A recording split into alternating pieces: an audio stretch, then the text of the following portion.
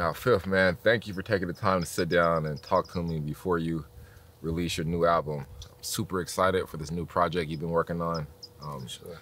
Super grateful you allowed me to be part of this whole process. But as you and I know, that we have a very, very unique relationship, and I wanted to take this opportunity to get more into that relationship, how it's part of your story, and also about this new album. So Absolutely, man. I appreciate you having me. Appreciate you accepting the invitation to, have this conversation. our friendship goes back, I think, what, 25 years this year? I think I met you when I was 10 years old, Yep. fifth grade. Yeah. 10 years? Yep. Yeah, so Yeah. not too many people have friends for 25 years, but our relationship is different than most. Absolutely. Very unique. How did we become friends? Like, how common is it for a Jehovah's Witness to have a non-Jehovah's Witness friend? Well, if they're strict and their parents are pretty strict, you're not really supposed to have friends that aren't Jehovah's Witnesses. That's not something you advertise to the outside world, but within the community, I remember situations where it was either myself or other Jehovah's Witness children that would be talking to their parents and be like, oh yeah, my friend from school, and they would correct you and say, well, that's your just associate from school, or that's your classmate from school. Your friends are, people that are other, also part of the same religious organization, And the publications that are printed by the organization's leaders really make that very clear, that people that are your friends are supposed to be members of this community, right? You could be friendly with other people, you could get along with them, you could be cordial with them, but whether you're a child or whether you're an adult, your workmates or your classmates you're not supposed to actually consider them your friends. Are you able to hang out with these friends or be friendly with them outside of like school parameters, or is it very strict that you only could hang out with them during school? So the general idea, which is always like preached, is you're supposed to have very limited and only basically like necessary contact with people that are not Jehovah's Witnesses, right? So you obviously, again, you go to school, you go to work, so you interact with people, you go to the grocery store, these things, you have family members that might not be Jehovah's Witnesses. So there's a degree of a relationship, but you're not supposed to, it's just not supposed to be a very close, relationship. And you're supposed to be trying to take any opportunity that you are dealing with these people as much as is reasonably possible to try to convert them and try to bring them into the fold, if you will. So what was our friendship like? We went to middle school together, elementary, middle school, high school together. So what was that like? So I remember I was kind of new in that school where we met, and I think you were even newer than me. And but we were in the same class, if I'm not mistaken, in fifth grade, and I think we just kind of, for whatever reason, we just kind of hit it off, And I don't know how early it was that I was trying to convert you. It may have been elementary school. I literally may have been trying to convert you since elementary school. So I don't know how you resisted all these years, bro, but I was putting in work. I was doing what I was told I was supposed to be doing, But yeah, I think it goes back, about that far. And I don't remember what the basis of our friendship would have been back then, but I think we just got along, How did we work around like the parameters of the organization and rules that you had to abide by? Yeah, I mean, like I said, at an early age, I was trying to convert you and trying to. I did not know. I thought we was really just. Well, you got to understand the lens that I was looking through, right? Like the lens that I'm looking through is I'm trying to save your life, right? You're gonna die. Yeah, but I was like in sixth grade. I didn't even know. Yeah, but still, nobody's off limits. Even kids could get it, So, oh man. So yeah, I think from a very early age, once I developed that relationship, it was like, hey man, I got something to share with you. And, you would make a habit of when you go back to the religious community or to your family, hey, I talked to somebody at school and I shared this with them and, they reacted like this and I think they might be interested. And that's like a whole thing. And so I remember, you were the main one over the years, but I really tried to do that with a lot of the classmates that I had relationships with, So yeah, that's basically how it was. I remember from an early age, you've been super smart, gifted. You're even put in like advanced classes as a young age. How is higher education viewed within your organization? It's frowned upon.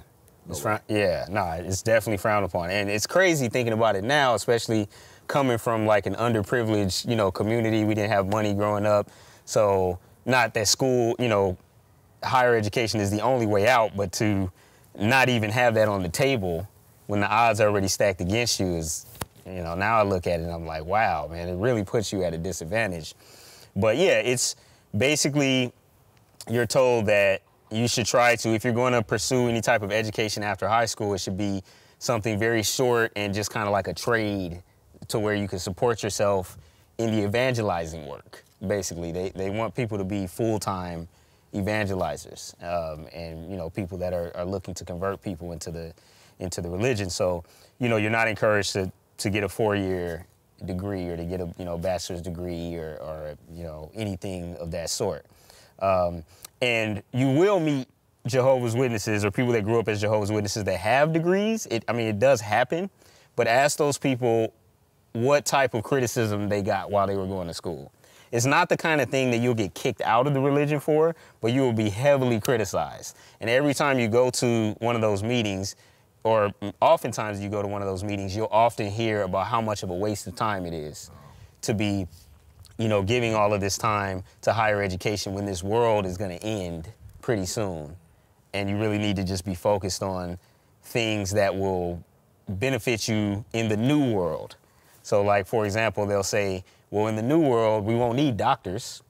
In the new world, we won't need lawyers. Because, I'll stick with doctors for a second. We don't need doctors because everybody's going to be well, right? So nobody's going to be sick. They teach that. They preach that. That's like a thing that, yes, absolutely. Wow. So, the conversation is we might need construction workers. We might need, so you see, that's a real, that's a legit thing. I don't even think I ever told you that. I'm today years old. There's so many layers to this.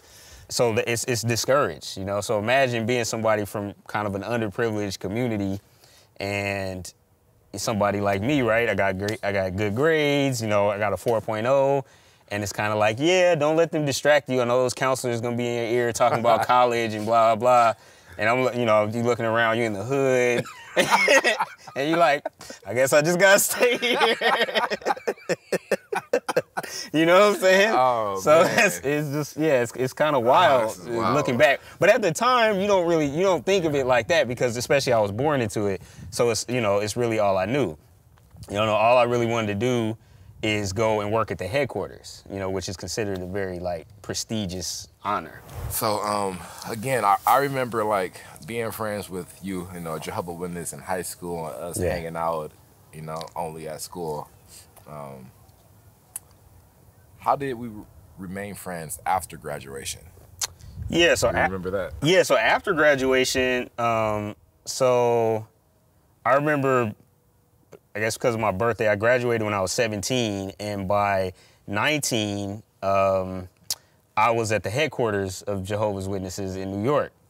So, to be honest, I don't really remember. I do. Okay, yeah, bro. Talk about it. I don't remember.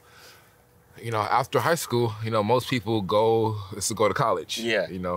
Your goal was to go to the headquarters, yes. right? But can anybody just go to the headquarters? No. So what's the requirements? What's the work you got to put in? So just to kind of give you an idea, right? Let's say we'll just take the U.S., right? So let's say there's 1.5 million Jehovah's Witnesses in the U.S., right? At any given time at the headquarters, there's about 10,000 people working there. So it's a very small percentage of Jehovah's Witnesses that ever even get to go and work there. So, if you do get accepted, there's usually a party and everybody across multiple cities and knows, oh, did you hear such and such got accepted to go and work at the headquarters?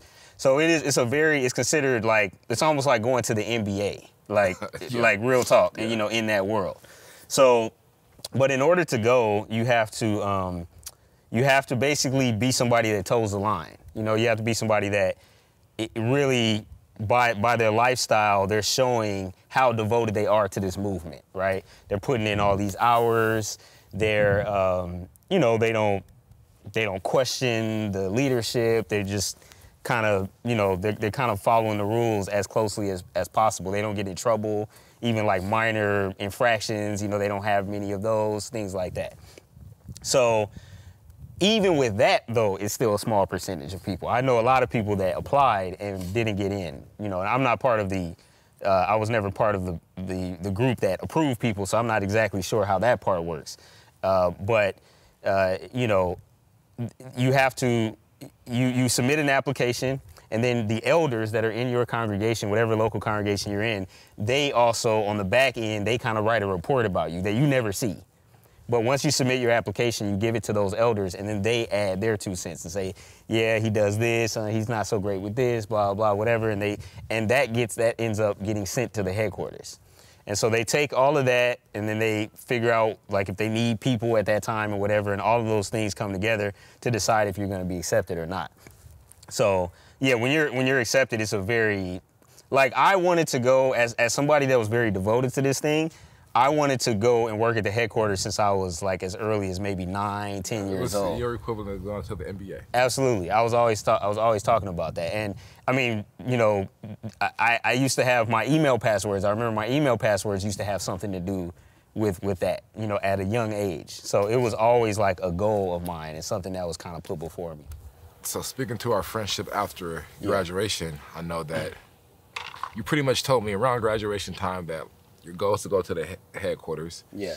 And you need a certain amount of hours, I think, to like of preaching or talks, or I forgot what you may call it, but there's a certain amount of hour requirement. So I thought, well, in order for him to us to still be in contact and friends, at this point it's very clear that it has to be about religion, about being a Jehovah's Witness. So right.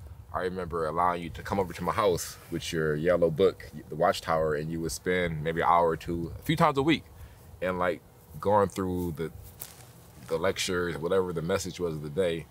We had phone calls and text messages about the day. We kept in daily contact for a long time because, these hours you were using for your application. Yes. Lack of a better word. So, yeah. Absolutely. And you knew, like I was telling you, so there's a thing called pioneering, right? So every Jehovah's Witness is supposed to evangelize. But there's a thing called pioneering where you volunteer to reach a certain, hour quota. And that looks good on your application to go to the headquarters, right? So that's really what it was about. And I would tell you that, be like, hey, I'm short 5 hours for this month, can we sprinkle it out over a few weeks? And for some reason, you would agree to that, which was wild. Looking back, not even being interested. I mean, I don't know what your level of interest at the time. I felt like you had some interest, and you did seem to, the conversations were engaging, so it didn't feel like it was just like an excuse for us to talk. It seemed like there was... You were one of the smartest people I knew. Okay. And you were super devoted to this religion. And I was like, if he believes it, he goes by like, I want to learn this, I want to know it. And you came over and you tried to, like you said, genuinely tried to save me. Yeah. Oftentimes we talked and had dialogue, and there were certain things I didn't agree with. Right. Or the logic, the rationale, how they perceived at the time, I didn't have the same translation in my head. Right. And you may have thought I was being difficult or stubborn. Funny thing is, if I would have been converted and you did leave later, we probably wouldn't be here today. Exactly. And I'll probably be stuck. Right.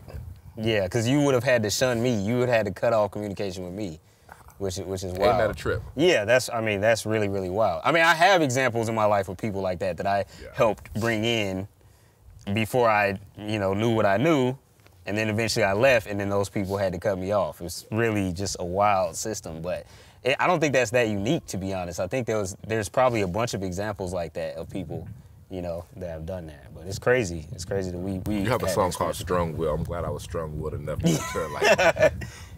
fall for that. Smart man. But you spoke about this headquarters, and for the people who don't know what the headquarters is, I want to break down these fancy words. What is the headquarters? So the term that is used in the organization is Bethel, which they say means house of God, right? So it's basically, when you apply and you get accepted to work at the headquarters, you're volunteering to do whatever work is needed to continue to promote the organization, really, right? So it could be laundry, it could be cleaning toilets, it could be office work, and you go in and you don't have any preferences in your mind. You're just happy to be there because it's considered a privilege. A servant, right? Basically, yeah, that's a good word to And use. you're amongst the other elite Jehovah's Witnesses from around the United States, at least, right? Yeah, at least the United States. Right. Yeah, exactly. And that's kind of, so like the leaders of the organization are there, for example, and a lot of people you'll see on the videos, very prominent figures, you'll see them be like, oh, that's such and such. I saw him in a video like when I was, basically it's like their own little celebrity. And so, so I was actually, my department, or the department that I was assigned to was shipping. So what we would do is when somebody would order books and literature and stuff, I would be one of the people that would package the boxes. The crazy thing is when you go into that, you sign a vow, it's called a vow of poverty. So imagine coming from poverty and then signing a vow of poverty. It's like, man, this is just my life. I'm never getting out of this. So anyway, so, you sign this thing that basically says you're not gonna work for money.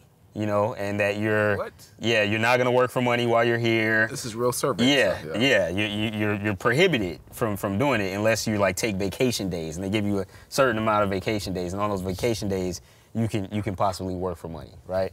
Are you paid while you're there? So, where were you paid? You remember? Yes, you are paid while you're there. Where were you paid? I'm being nosy. So when I was there, when I first got there, the monthly pay, and again, you work full time, 8 hours a day, 6 days a week. Sometimes overtime. Sometimes overtime, which is of course all included. It's not like there's like a different pay scale for overtime. And when I was there, it was $113 a month. I wish that was a joke. That's amazing. $113 a month, yes. And towards the time when I left, they boosted it up to $130, and people were going crazy. Like, oh man, thank God. Like they were literally thanking God for this wonderful difference of $17 a month. Oh man. Yeah, it's wild. And so it probably, that's been 10 years, so it might be at what, 170? Probably something like that. Like it's prices ain't today's. Hey, they might be in the twos now. But it's, and everybody is happy. Nobody complains. Not like, man, can you believe they got us doing? That's not even a thing. That everybody, it's a privilege to be there. So and there are like people there, waiting. Dentists or like professionals? Absolutely. There are doctors making $170 a month. That now again, since college is frowned upon, for the most part, most of these people got their degree before they became Jehovah's Witnesses.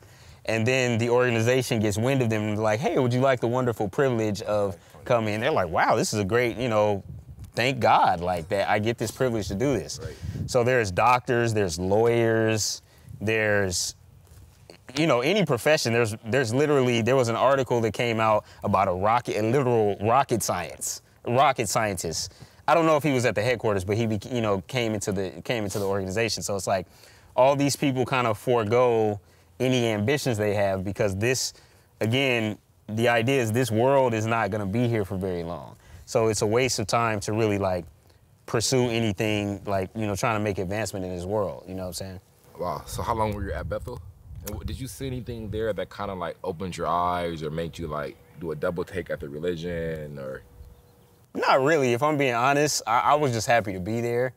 I met people from all over the world. People would come because it's like the Mecca. So people are coming all over the world to visit. So you're meeting these people from different parts of the world, speak all these different languages. They invite you back to, you should come to Croatia and come visit us, or you should come to wherever, right?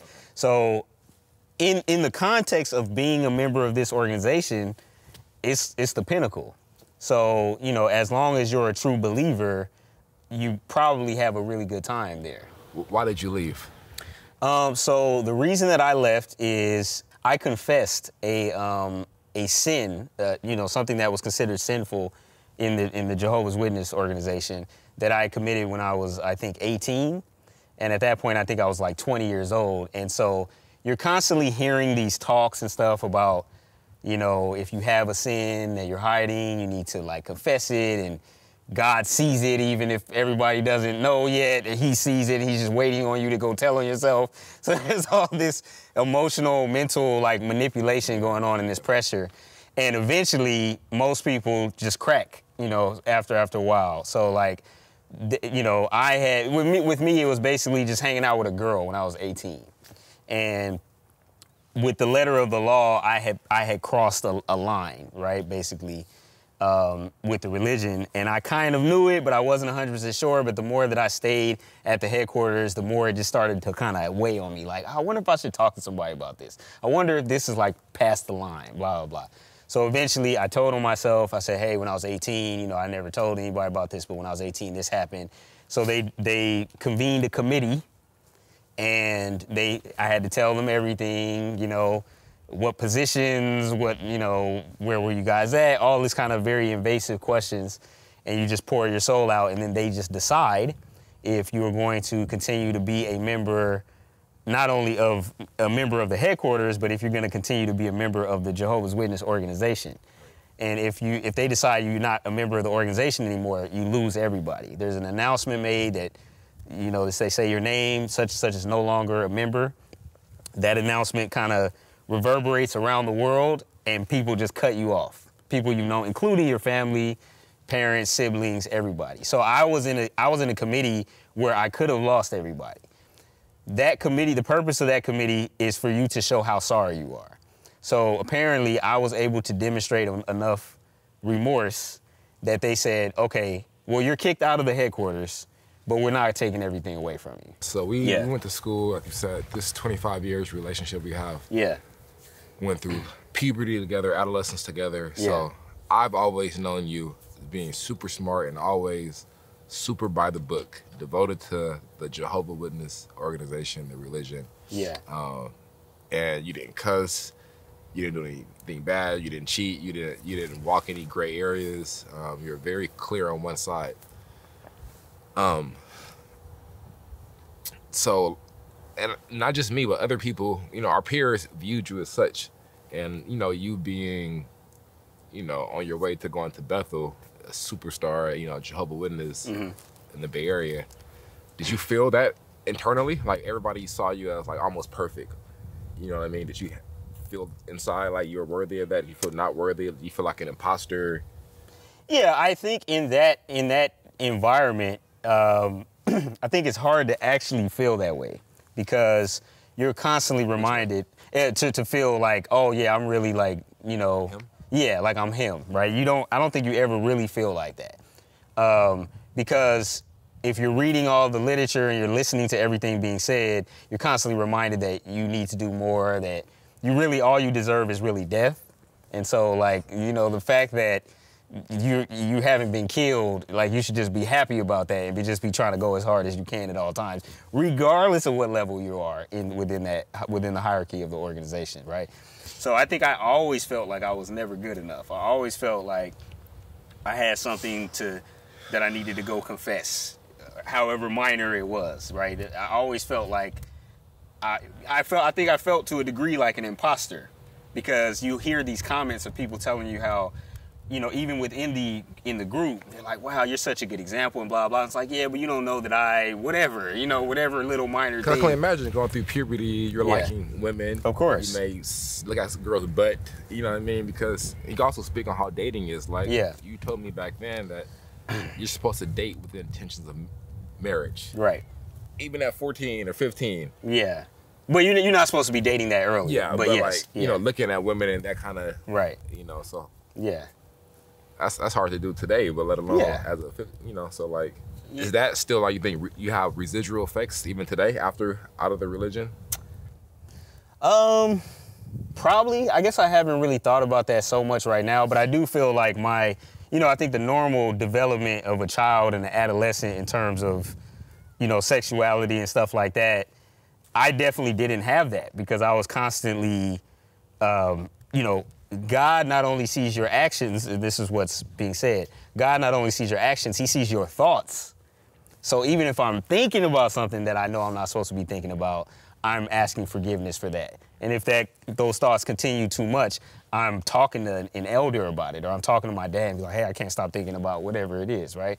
So I definitely feel like, you know, I was stunted in that way. And I didn't have the opportunity to just explore whatever that is. You know, if there's like a girl that you're interested in school, I mean, number one, she's not a member of the religion, but even if it's somebody that's within the member of the religion, well, are you in a position to take care of a wife right now? No, I'm 12. You know, not yet. You know what I'm saying? So I probably need a couple more years. So that's basically, I don't view that as like a normal upbringing and a normal experience when it comes to just engaging with members of the opposite sex. It's just, you're constantly just reminding yourself, I can't do anything, can't think anything. I shouldn't get this girl's number because you know what that leads to, like stuff like that, right? So it was, for me, it was turmoil. Like just being honest. If somebody wasn't trying to follow the rules or whatever, maybe they had a different thing. But like, if you did what you were supposed to be doing under that system, it was almost impossible. It was really rough. I have two things I want to talk about. One, just quickly, if you could talk about this. You mentioned before elders, like another fancy word. Mm-hmm. Most people don't know what an elder is. And also, you said you're like, had to tell on yourself when you would like feel bad inside, you may have crossed the line. So like, are you constantly telling on yourself, were you in that organization? And like, what's an elder? Yeah, so to answer the question about telling on myself, yes. I mean, that's something you're supposed to do, right? You kiss a girl, or you know, masturbate, or I don't know. I mean, the list goes on and on and on and on. That's just the things of a sexual nature. Then there's whatever else that you're not supposed to be doing, you know? And the list is really, really long. So, yeah, I was always, whether it was talking to my dad or if, it depends on how serious it is. Why you're, just because your dad's for authority, or he's an elder? My dad was also an elder. So to describe what an elder is, it is basically, so the organization is separated into congregations, right? So there's a local group of people, like say 100 people, right? And the head over those 100 is maybe, let's say, an average of 5 men. To be an elder, you have to be a man, first of all. And you have to toe the line, right? Similar requirements as to go to the headquarters, right? Like you have to be very just a law-abiding in the Jehovah's Witness context. And, going all out, trying to evangelize and setting a good example and all these different things. So, and generally, an elder, which kind of means older man, right? We use the term elder, like an elder facility or whatever, right? It usually means an older man. So generally, let's say, especially back then, it was maybe somebody that was, middle age or 40 years old or something like that. And so they have to basically show over a long period of their life how devoted they are. And then they get basically kind of promoted to this higher position, right? So again, in each congregation, let's say of 100 people, you have like 5 elders. My dad was one, as far back as I know. So your dad's pretty high up there. Yeah. I mean, in the local congregation, he's as high as you can get, him and his other colleagues. So the elders are the ones you have to go to if you have to confess something. They're the ones you're supposed to ask for help on something. If people are married and they're having problems, they're supposed to go to the elders. The elders make the rules about the meeting times and, how different things are going to happen, and they're the utmost authority in your congregation. Yeah. One thing I also want to talk about too. One thing I enjoy about going to music, Big Chef, right? Uh-huh. That you enunciate really well. People could hear your words very clearly, and as someone listening to music, I like to know what the artist is saying. You know what I mean? Like I do appreciate that. Yeah. And that's the feedback I often get when I let people listen to your music, how clear you sound, and captivating too. And when did you start giving like speeches or talking publicly? So my first speech was when I was 5 years old. I gave a speech in front of maybe I don't know, 40 people. Wow. And then my second speech, which I think I was also 5, I was in front of about 100 people. You know, so I've been a public speaker. I don't remember really anything before 5, right? So as far as I'm concerned, I've been a public speaker my entire life, literally. Right. All I know is I was born at some point, and then I got up on stage and was regurgitating Right. whatever it is that I was told to say. Okay, so you've been doing this for a long time. Yeah, So, for sure. Yeah, that's a very young age, so I'm sure. I can only imagine you're this child It's an prodigy growing understatement. up as a Jehovah's Witness. Very Yeah. special, unique. Definitely. And you also speak multiple languages, Mm-hmm. right? Which languages? So in addition to English, when I was 13, I started learning Spanish, and so I'm now fluent in Spanish. Had Actually, class together, yeah. yeah, of course.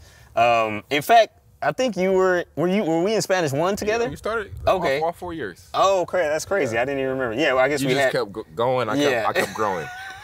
It's an even trade. I take that. Come on, I thought we was friends. This is why it took us so long to be true friends, right You there. had ulterior motives, but anyways, Fair. continue. That's fair. I'll take that. So, I was trying to save you though, but okay, that's cool. But no, so yeah, so even like my day job right now is I work as a Spanish interpreter. I'm a certified Spanish interpreter by the state of California, and so that was the first language that I learned. And then when I was maybe, I don't know, 23 or something like that, I went to Brazil. And I just didn't realize that Portuguese was so similar to Spanish. I just didn't know anything about Portuguese. And once I got over there, already being fluent in Spanish, and I started hearing this language that kind of sounded like Spanish, and I was like, man, I think this is basically getting another language at a discount. You know, that's kind of what I was thinking. So I just started kind of putting in work the same way I did when I was younger and learned Spanish.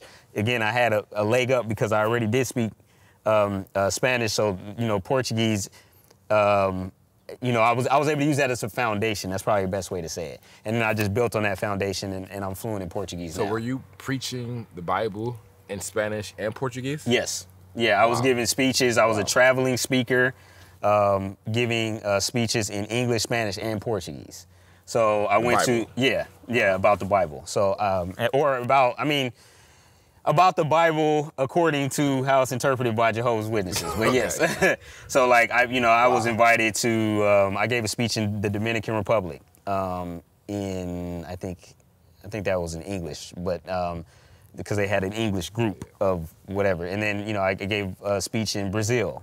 I think in Spanish, right? So I would just go to all these different areas, and I would be giving these speeches. And here, all over the Bay Area. I mean, I went to.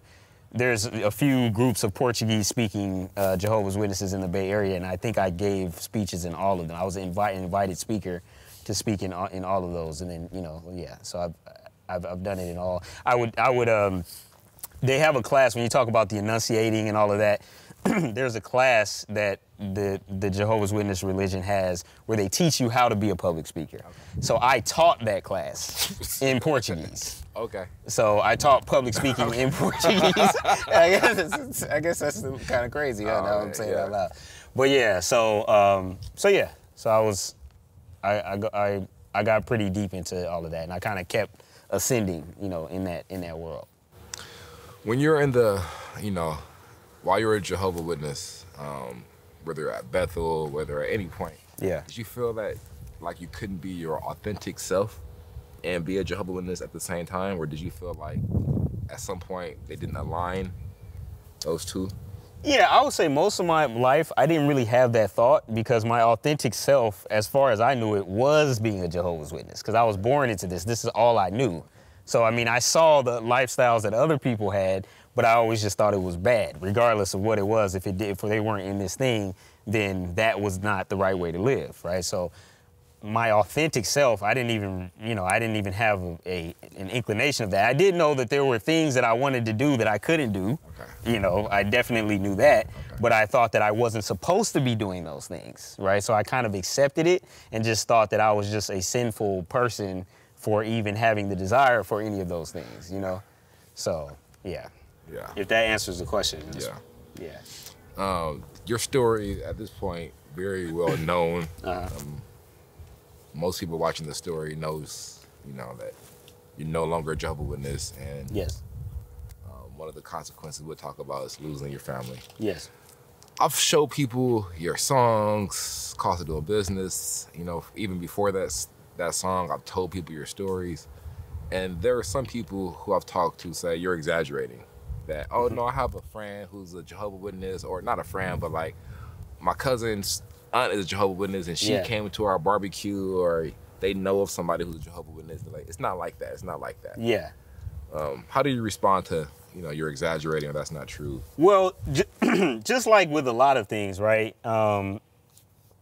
There are things that are known within the Jehovah's Witness organization that they wouldn't broadcast. Like, I would never tell anybody as a Jehovah's Witness about the whole thing about getting excommunicated and losing your family. Like, why would you tell anybody? Why would I ever really tell you about that? Because that just makes us look crazy, right? And I'm trying to get you in. Right. So you're not trying. The idea is that you're not trying to be deceitful, but you just don't. The person is not ready to understand this yet, right? And they're just gonna get thrown off, and it's gonna make them like not interested, right? So those are things that you learn as you get deeper into it. Oh, by the way, you know, and by that point, you've accepted everything else that's been said. So you're like, okay, I mean, if that's the rules, then blah, blah, you just kind of accept it. But it's not something. So most people that know people that are Jehovah's Witnesses, they don't know any of this stuff, right? And people who were raised as Jehovah's Witnesses, they might not want it to. They might not. There are some people who are raised as members of the Jehovah's Witness religion that still have a favorable opinion of it, and they don't want a bad light to be put on it. Maybe their parents are Jehovah's Witnesses. Maybe they're not excommunicated because they never resigned officially, so they're not dealing with some of the consequences, so they still defend it. You know, I think, unfortunately, in our community, right, well, in a lot of communities, we just have a deference to religion. You know, we just don't criticize religion. You know, no matter what somebody's doing, you know, you don't talk about the people that are trying to worship God, so to speak, right? So there are a lot of people who just don't like the idea of talking about these types of things, right, or criticizing them. So, yeah, I would say if people say that there's an exaggeration, I would say just look at the literature. I mean, everything that I'm saying is in the literature. It's not like it's not like one-offs or just like, oh, that was just your one particular experience. Like, all of this stuff is written in the literature. So if you're living the lifestyle as prescribed by the Jehovah's Witness leadership, it's supposed to look like how it looked with me. I mean, I feel very strongly about that. You know, if you were never really that serious about it, or you kind of just went to the meetings and then just went off and did your own thing. I was about to ask you about that. What about the ones who, oh, my cousin used to be a Jehovah's Witness and stopped going, but they still hang out with their family, sell communication. Yeah. Is that possible? Yes. Go to meetings and stop going? Okay. Exactly. So in order for you to be completely shunned and cut off by everybody, you have to have been baptized as a Jehovah's Witness. So a lot of these people who say they're Jehovah's Witnesses, or they know somebody who's a Jehovah's Witness, a lot of times upon further investigation, you find out that person's not actually a member of the religion. Really count until you're baptized. It doesn't, exactly. You're not under the practicing. Yeah, I mean, you're just kind of like, you could just say you believe what they believe. Okay. You like, you know, how they are, but at the end of the day, if you've never been a baptized member, then you're not subject to any of those things. And then to take it a step further, you could be a baptized member and then just kind of disappear and never resign or be excommunicated. And then there's a little bit of a gray area there. So there's some people who are in that state who still feel favorably about the Jehovah's Witnesses and don't like, you know, it painted in a bad light. But if you have been a baptized member and then you've been either excommunicated or you've officially resigned, you are shunned by everybody, or at least that's what's supposed to be happening per their rules. If somebody is not shunning you, they're doing it in spite of what they're being told to do. Right. You know what I'm saying? So, like, you know the rules in and out to the organization. Yeah. And for people, because you're not the only one, right? So people Yeah. who wake up one day decide this is not what they want to follow anymore or prescribe to anymore. Yeah. Are there people out there, like you said, who just fade away, who like start living a non-Jehovah's Witness life? Yes. But fade away because they don't want to be shunned by their family, or they you know. Yeah.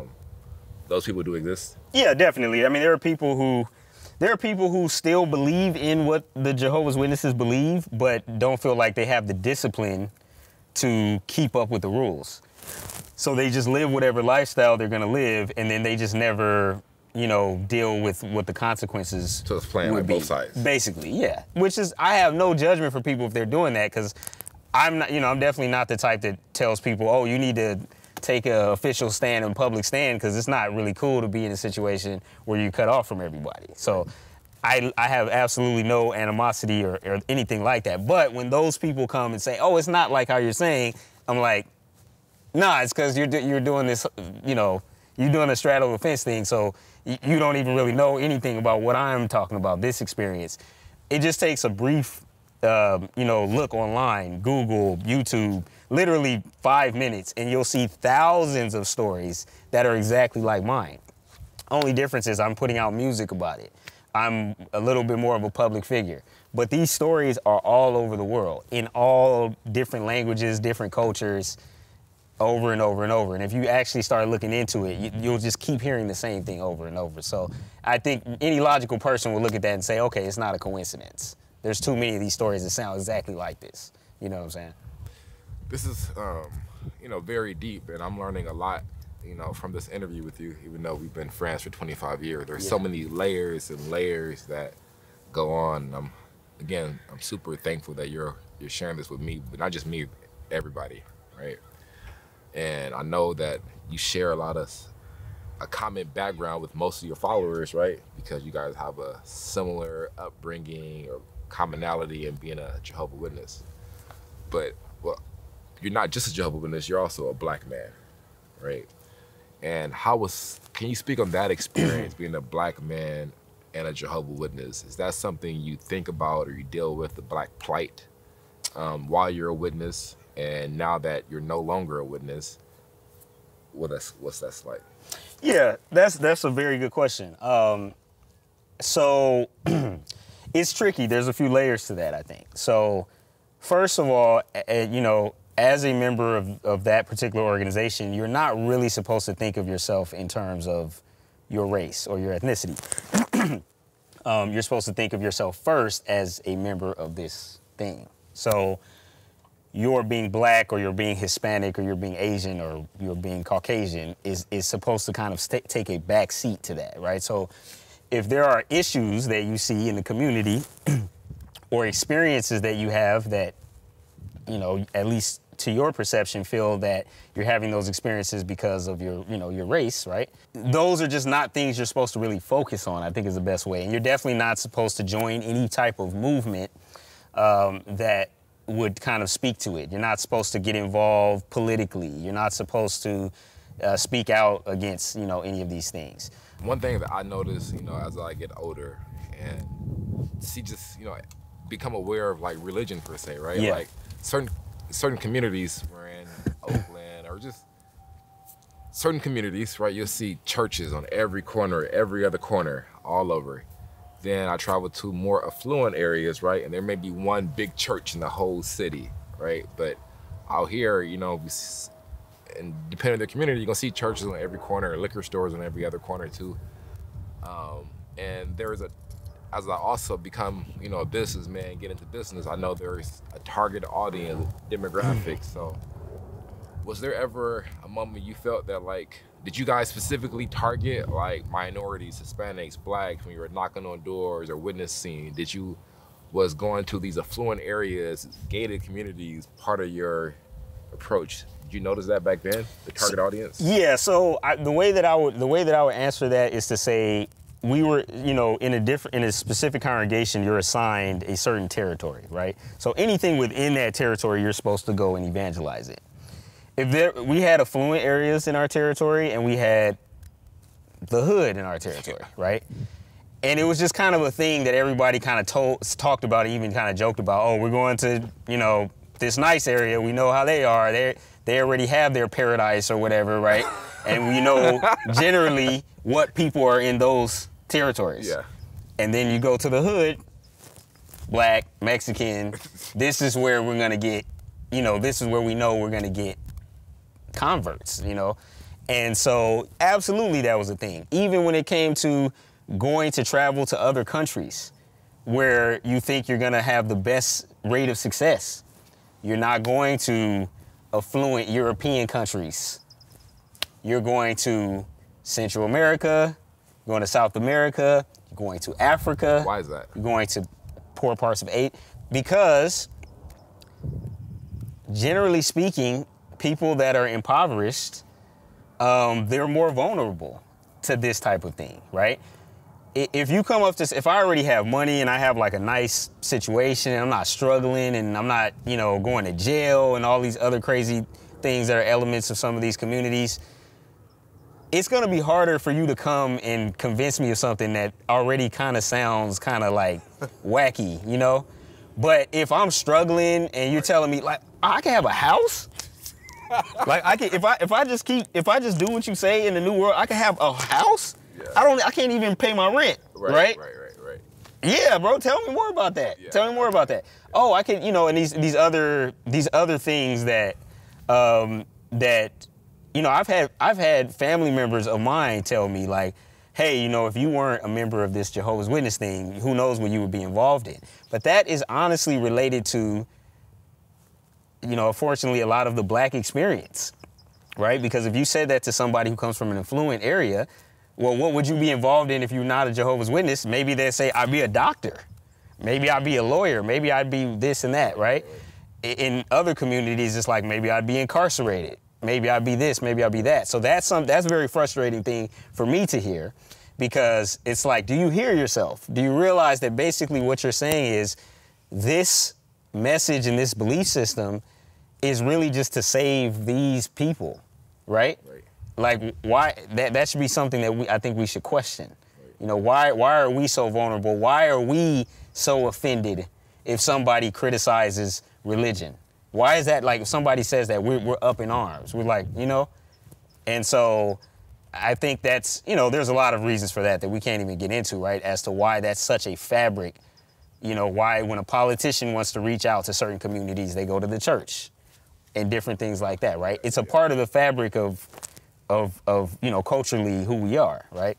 And I think when you get into especially some of these more obscure and strict religions, you know, I really wish that it would be something, it would be a dialogue that people would be willing to have. But absolutely, you know, when I learned Spanish, I learned Portuguese, I'm going to these communities. In addition to the communities I was already in when I was doing the English speaking work, I'm going to these communities where people don't have much and where, you know, the promises of what we're talking about are very appealing, you know. And there's less education in those communities, right? There's less people with degrees. There's less, I'm not saying that equates to intelligence necessarily, but I'm just saying in general, you know, there's less education in some of those communities in general. There's less knowledge about the world and how things work. And so it's gonna be harder in certain communities to sell this, you know, in comparison to others. Before we touch into your new album, which I'm super excited about,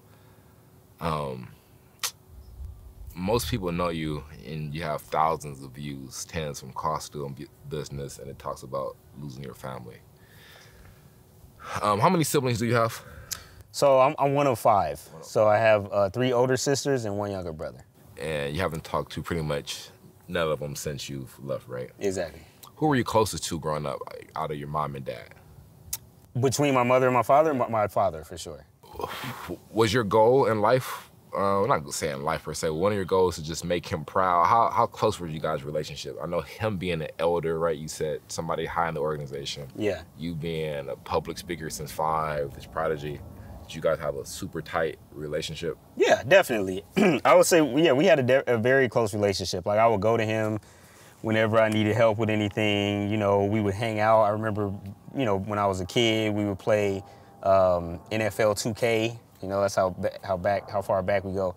NFL 2K together and different things. You know, watching sports, and yeah, we had a very, very close relationship. And I would say him along with my brother were my best friends. Your brother too. Yeah. So, when was the last time you saw your brother? At his wedding. Last time I saw my brother was at his wedding. I actually talked about this I was invited to speak. So Leah Remini, that was on The King of Queens, she did a show called Scientology in the Aftermath, and because she used to be a member of Scientology, and she did one episode about Jehovah's Witnesses. So I was one of the people that was invited on that panel, and I tell a story about how shortly after I was excommunicated from the Jehovah's Witness organization, I heard through the grapevine that my brother had gotten married, and you know, the ceremony is kind of a public thing, so it's not by invitation exactly. But, you know, he was my best friend at most for his entire life up to that point, essentially. So I went with a couple of my cousins. My cousins kind of in the gray area because they never have been Jehovah's Witnesses, so they could kind of talk to both sides, so to speak. So I went with them, and my dad was giving the speech or whatever, giving them away to be married, and he saw me in the audience, and he's like, I can't believe this. He said in the microphone, I can't believe this. and then just kind of shook his head and then just kept going. And then, I saw my brother. I gave him a hug. I think maybe it was just too awkward for him to resist me, and there was just too many people around. It was like a spectacle. And, so in answer to your question, that was the last time I saw my brother. And then at what I was going to add is at that event, my dad, who hadn't seen me for however long and didn't even know if I was alive, as far as he knew, he just kind of went in on me. He's like, I can't believe you would come here. You know you're not supposed to be around us. Like, really just very... That was super tough. Oh, it was one of the worst days of my life. Like, one of the most hurtful moments of my entire life, like, by far. Because even though I understand the rules, I didn't think I was going to be met with that type of animosity, you know?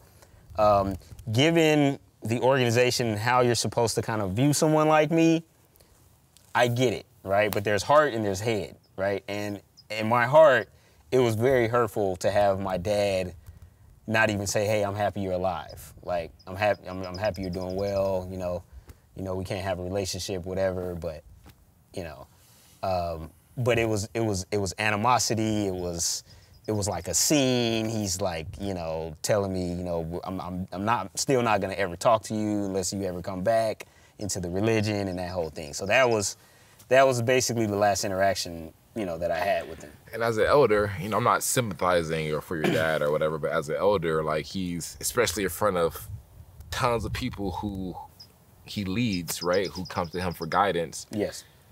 He's showing, you know what I mean, like, his actions that he's, even more than family, he's devoted to this organization, right? He's a good Jehovah's Witness and a good elder. And they talk about good Jehovah's Witnesses, right? She shared a story that, like, you know, most people don't know about the shunning. Most people do know about not being able to give blood transfusions, right? And there's moments and times where, like, a mother, right, you share a story, may let their child die off a very minor procedure because they refuse a blood transfusion. Right. And some of these things, like shunning your own kids, right? Allowing your child to maybe die because of, for blood transfusion for religious purposes, but, you know, which from the human heart seems like it would be very tough, no matter what religion. Right. From a human, it's very tough. And I'm shocked, like, people are able to, like, stick through this, they stick with this, but you've shared stories with me. You could quickly share, like, how at, like, meetings they actually praise people or, like, yes, to get people, you know what I mean, to, like, you want to speak on how they... Yeah, I mean, you'll hear stories of children who kept their faith and who, you know, stayed faithful and died because they refused to get a blood transfusion. And, you know, we'll see them in the new world and they'll be resurrected, but what an outstanding example of faith. So, you know, in the Jehovah's Witness ecosystem, if you receive a blood transfusion, that puts you on the chopping block. The same as having sex outside of marriage, the same as being a drunkard or doing drugs or whatever. Getting a blood transfusion is at the same level. So if you get into a terrible car accident and the doctor says, hey, you're gonna die if you don't get a blood transfusion, and you're like, all right, give me a blood transfusion. Once that's found out, a committee is convened to decide the process, how sorry you are. Right. And if you're sorry enough, you get a slap on the wrist and you get this sort of a probation. If you're not sorry enough, you're shunned and excommunicated, and there's an announcement given, this person is no longer. So yeah, that was the thing. I remember my sister, when she was 17 years old, had to have open heart surgery. And that was a big thing, going back and forth. Wow. You know, Wow. It was like blood, it wasn't even, you know, and it's not even like, should we get a blood transfusion? It's not, you don't get a blood transfusion, period, right? So it's basically like, doctor, we want you to do everything you can to save her life or to get her through this surgery, but blood is not an option. So try to find an alternative, but worst case scenario, if it comes down to it, we'll see her in the new world. That's an actual thing. There's a lot of people that, you know, that have died as a result of that, you know. This is a tradition. You've been a Jehovah's Witness for 28, you worked for 28 years. This is a tradition. Your dad's a Jehovah's Witness, right? Yeah. And you're also named after your dad, right? Yes. So my moniker, my rap name, which is Fifth, is because that's my suffix. So I have the same name as my dad and his dad and his dad and his dad, right? So my dad's the fourth, his dad's the third, and so forth and so on. You have a son now. Yes. And how did you think about not naming him the sixth, right? He's the sixth. Yes. And what did you decide to do and why? Because you have the chance too also to break the cycle. Was it, Exactly. Did you want to break the cycle? What were your thoughts going into that? Yeah, so you know, I used to I wasn't necessarily thinking I was ever gonna have children because I wanted to be very devoted to this thing, which is kind of another thing. They want you, especially as a younger person, they want you to not really focus on the idea of having children because they want you to give yourself wholeheartedly to this thing. But once I found out that I was gonna have a child and it was gonna be a boy, I did have to, we talked about it, right? And I told you, you know, I wanted, you know, being a fifth is I probably met only 2 other fifths in my whole life. It's not usually by the third it's over, right? The name is over. And I'm not saying it should continue or should not, but I'm just saying that as a matter of fact, right? I barely ever met any that have the suffix as far as mine. So I had to think about it. I was like, I think this is this is kind of an interesting thing to you know, to pass on to my son, but because I didn't have a relationship with the person who had the same name prior to me and still does, of course, my dad, I had to think like, okay, I was a little bit conflicted because it's like, okay, because I'm named after my dad, do I kind of, in a way, name my son after my dad? And my dad's not in my life and has taken a very firm stand against me, basically. But what I decided is that I have redefined this name, right? And I've redefined it in a way that I think is something I can be very proud of, right? People know my name. People know that I go by Fifth. Even before I started doing the music, my activism title was XJW Fifth. And I feel like I've taken ownership of this, and that's the legacy that I'm passing down to my son. I feel that when my son gets, he's 3 right now, when he gets old enough to kind of see what I have been doing, I think I am hopeful that he will be proud and he will see the name that I have, you know, made for myself and you know, be happy to carry on that legacy. You know. Speaking of legacy, man, to me, what makes your music so important, and not just your music, your presence so important, is that you're the first one, I think we both know, we both researched, who are actually making music about this story, very specifically, unapologetically, your story and what's going on in this organization. Yes. Right? And every single day, today, tomorrow, yesterday, there will be people waking up from this religion, waking up meaning leaving this religion, right? And lost, right? Mentally lost, and also like most likely lost everybody they've ever known. Right. So like your song, The Cost of Doing Business specifically, is the anthem for that, right? And you now become, for ex-Jehovah's Witnesses, the Tupac, right? They're the pioneer, who the first one to make whatever. And the first album you have, 1 year old, the next one, you know, it's literally the documentary of your life, the documentary, the journey of leaving the Jehovah's Witness organization. So like that's the legacy you're leaving. Your son's gonna play this for his friends. And how do you feel about the legacy that you're creating, that you have now, not just on you, for people around the world leaving this organization, and maybe Yeah. some comments, people who have left you, or heartfelt comments or things they've done to show their appreciation for you? Absolutely. It's something I take great pride in.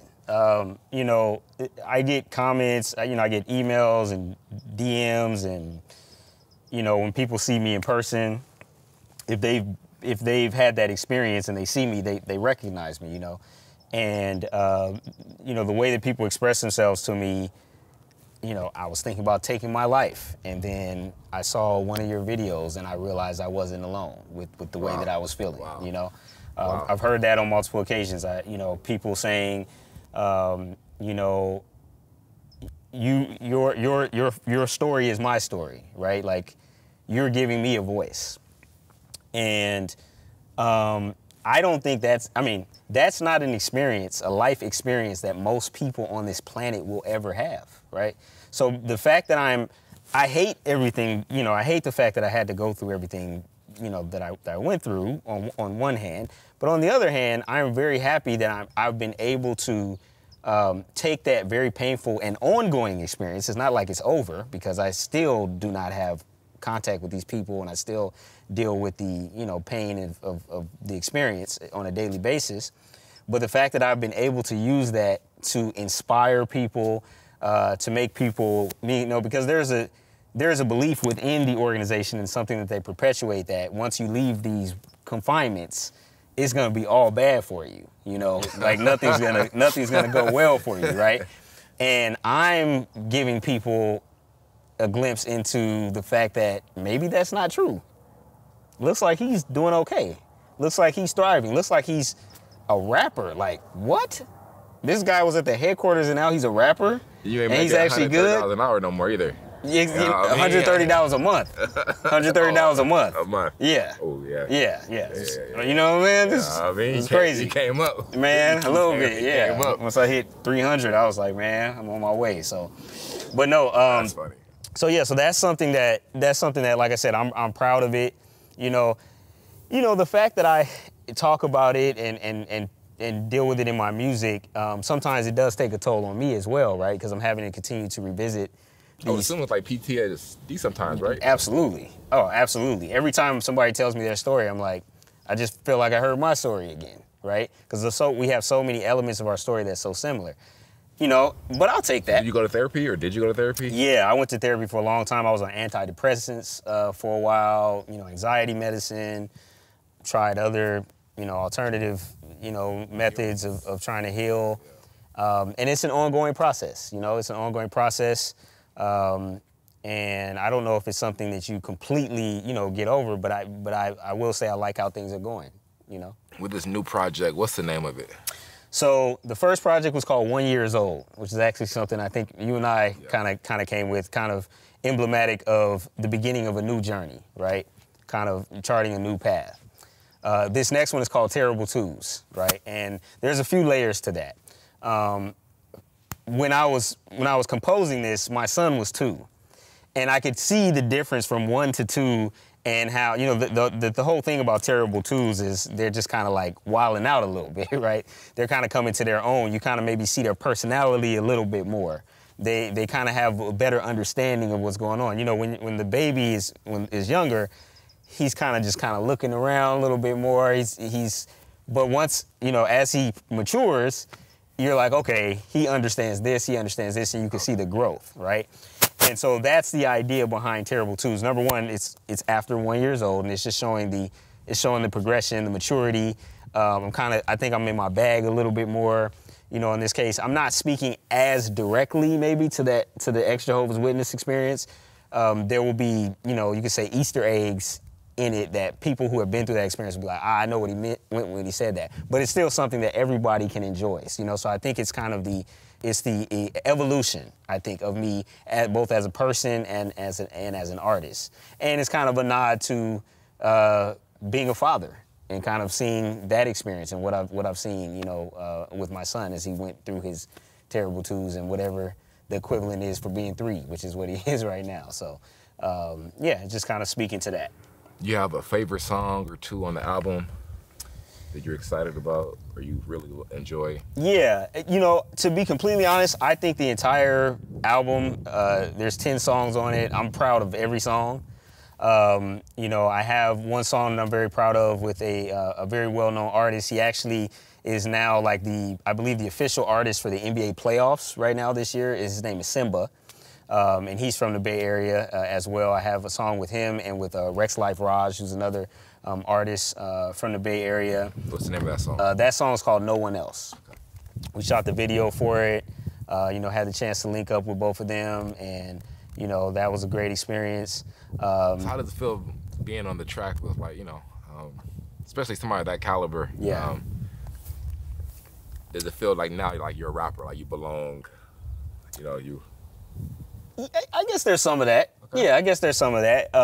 And it's not one of those situations where you're on the song and you feel like you didn't bring it on the song. I feel it's a solid song all the way around. I'll just say that. Everybody, I think, has played a very powerful part in the song. So yeah, it's definitely nice to have a song, with two artists that I've been listening to already for a number of years and that I've already admired as artists. It definitely feels like an achievement to have a song with them. So that's definitely one of my favorites. I think the intro track, which is a song called Me, is a song that means a lot to me as well. There's so many, I kind of don't really want to leave any out. I really like the outro, Chances, a song that I've released already called Real Life, where I kind of show kind of how my life has progressed from the cost of doing business time and how, I have my son and it's a kind of a personal, kind of more ex-Jehovah's Witness specific type of song. Probably the only one that's kind of like that on the album. I think it's a great body of work, whether it will mean a lot to anybody who's had my experience, but even if you haven't had my experience, I've had people listen to it that don't even know my experience, and I take pride in, I feel like I'm a very good artist, and I feel like I really take pride in my craft, and I've been honing it for years. And so, I think that it's a great body of work that I think anybody will be able to relate to and be able to enjoy. Definitely excited for you to share this with everybody. Yeah. Something you've been working on for a couple years now. You've taken some hiatus though. You've been here, then disappeared for a while. And why'd you stop making music for a while? Yeah. Disappear, was it? Yeah, I'll let you. Yeah, I think let me see. I haven't thought about that for a while, but I think I did get a little bit discouraged. I think. Discouraged how? Maybe unmotivated is a better word, to use. Maybe uninspired at times. I went through another dark period of like depression and things like that. Especially like, for example, when my son was born, and my parents have made no effort to try to get to know him or anyone from my family, that's members. So I think I kind of just put my head down and just focused on my day job because that was easier. Since my music is so much about my life and about my feelings, even if I'm not so explicitly talking about it, I know what I mean when I say certain things. So I think it was kind of maybe too painful at times to kind of talk about it. That music that's what it has produced this next album, but there was a time where I think I just couldn't go there. I just couldn't go there emotionally. I couldn't go there mentally. There were other things that happened, but, I think the timing worked out perfectly at this point. Shout out to La Russell. La Russell, a big artist here in the Bay Area, took an interest in my music, and he put me on his platform, so that got a few more eyes on me as well. I think this is a perfect time to be able to, put out this project. I'm glad you're back making music. Yeah. I think personally, you're too important of an artist, you know what I mean, for so many people around the world to not make music because your music is healing, because you just shared to us that people say like your music has saved their life, or you're the reason they're still here, or you keep them going. I think you're just way too important of an artist to not make music. I appreciate that. And I think your fans, right, will also probably agree with me on that, right? And which I'm super excited because this album, you're gonna release it differently, right, than most artists, most albums have been released. You're gonna allow the fans to participate more. And can you share, how will this album be released? Yeah, so the way that I'm doing this album is on a Proud to Pay format. And I think that's something, I think the biggest examples we have, at least in rap, of people that have done that is first Nipsey Hussle. Yeah, Nipsey mixtape. Yeah, Nipsey Hussle, you know, one of my favorite rappers of all time, honestly. He put out, you know, a lot of music in that format where he maybe had a set price. He said, you know, I think he was giving his album out, you know, it was $1,000 or it was $100, you know, different things like that. And the campaign was Proud to Pay, meaning, yes, you can download it. For free. You could download it for free, but I believe in this artist. I respect the hustle. I see what you're doing. Your music means a lot to me. So people, you know, would pay what they felt like it was worth, right? And then more recently, you know, as I mentioned, La Russell, he's done something very similar. Again, yes, you can stream it, but, you know, a lot of people have chosen to, he's given people the opportunity to kind of express what the art means to them, you know, by paying an amount that they are comfortable with, that they feel that it is worth. And I find that a beautiful way of releasing music. And you know, if you look at it, when you release on DSPs, digital streaming platforms, such as, we know what the digital streaming platforms are, right? When you release on that, you know, and people stream them, that's definitely appreciated. You know, I appreciate people just listening to the music. On the monetary side, you know, you get pennies, right, or maybe just fractions for every stream, right?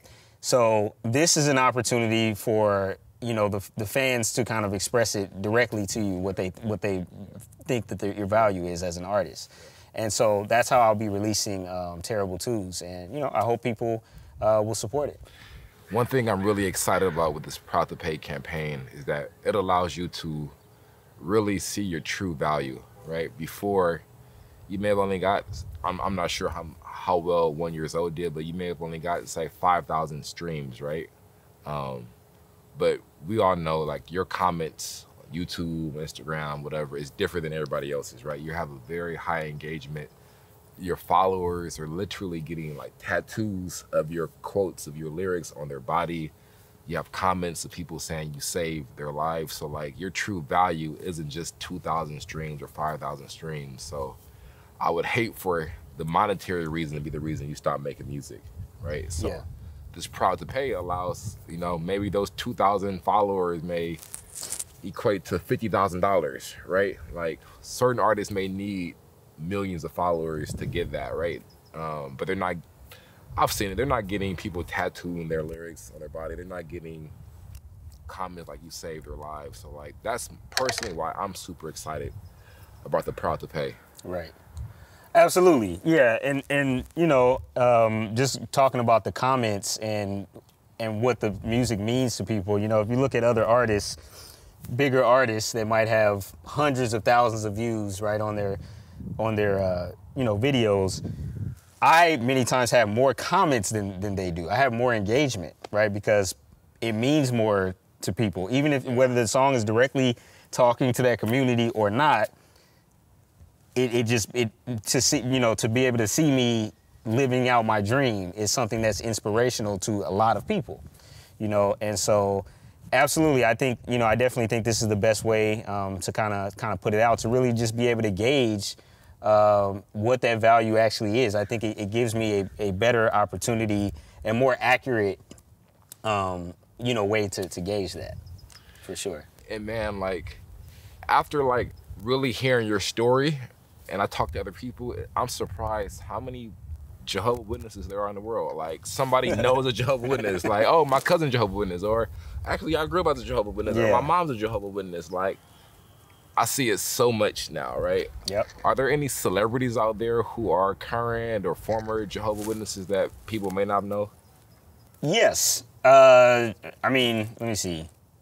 And again, So there's the whole thing about like there's some who maybe just have a kind of a general affiliation who might claim it, or you might you look online who are famous Jehovah's Witnesses and their name might come up even though they're not actually, they never actually became official member, baptized members. Yeah, I mean, you want me to name some people or? Who some people know, like it's not just you, there's famous people that, you know.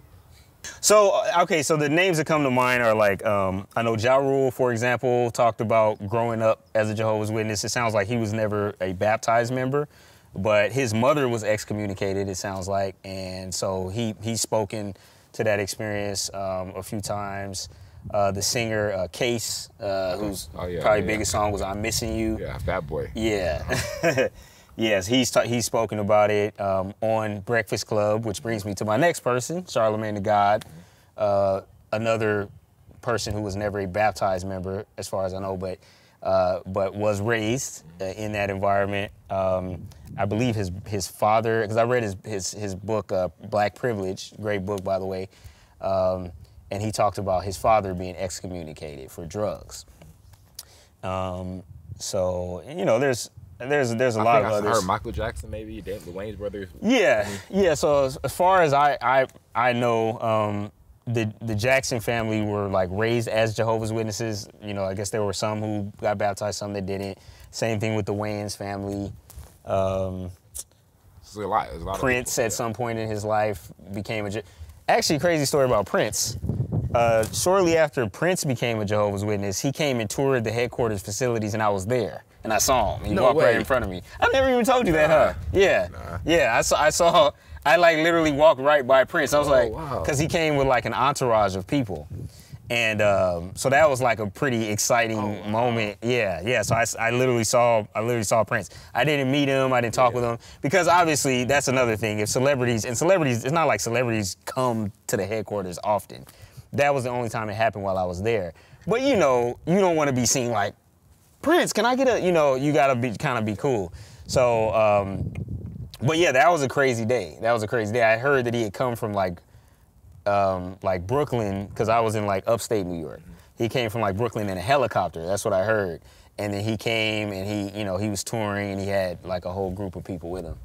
Yeah, I know. So, after I heard your story, I just Googled, research. I've seen like Serena or Venus Williams family. I was just blown away how many celebrities out there have some type of affiliation with this or Jehovah's Witness organization. Absolutely. But why do you think that even the ones who are no longer Jehovah's Witnesses, right, who are very aware of these shunning practices or maybe the culty stuff that goes on, you very rarely hear anybody speak negatively about it, right? Yeah. Why do you think that are? Because you seem like an anomaly who are like, you're actually sharing your story vocally. Like, yeah. I think there's a few layers to that. I think number one, people don't want to be seen as criticizing religion. And then also, as I kind of mentioned, in certain communities, it's taboo to criticize anything that is attached to God or the Bible or anything like that. And I think we're members of one of those communities. Right. So, people don't want to talk about it. People still have people that they love that are members of it. Maybe they feel that they got some benefit from being in there, on some level.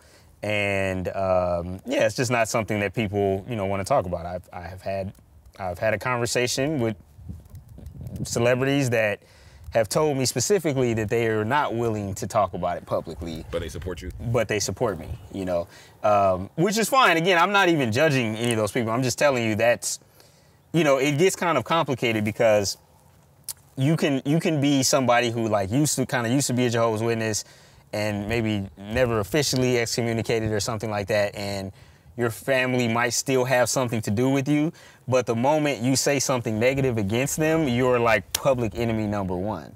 So at that point, they can't really, according to their laws, they can't really justify messing with you anymore, right? Okay. So to be honest, it's understandable, right? It's frustrating for me, but I do get it, and I do understand why this is a subject that people don't want to touch. I'm fine with being the one to talk about it. It is what it is, This is my story. It's a story of so many other people, it gives people strength. It gives, encourages people. It inspires people. It motivates them. So if it's got to be, if I got to be the one doing it, I'm happy to do it. Is there one person that you would love to have a sit-down conversation with and talk about this experience with? Who is it and why? Probably. Celebrity. Oh, celebrity. Okay. Charlamagne the God. I would love to talk to Charlamagne the God about this. He spoke about it, like I said, in his book. He's every time there's a celebrity who was raised as a Jehovah's Witness, he brings it up on the interview on the Breakfast Club.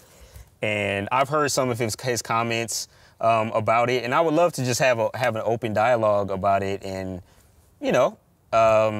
hear his perspective, let him hear mine, and I think it would be an interesting conversation. So that's one that, if the opportunity ever comes up to speak with him, either privately or publicly, I would definitely welcome that.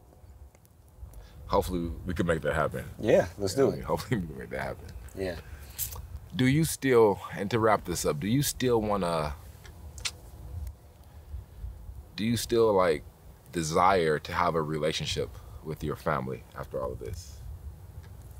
That's a tricky one.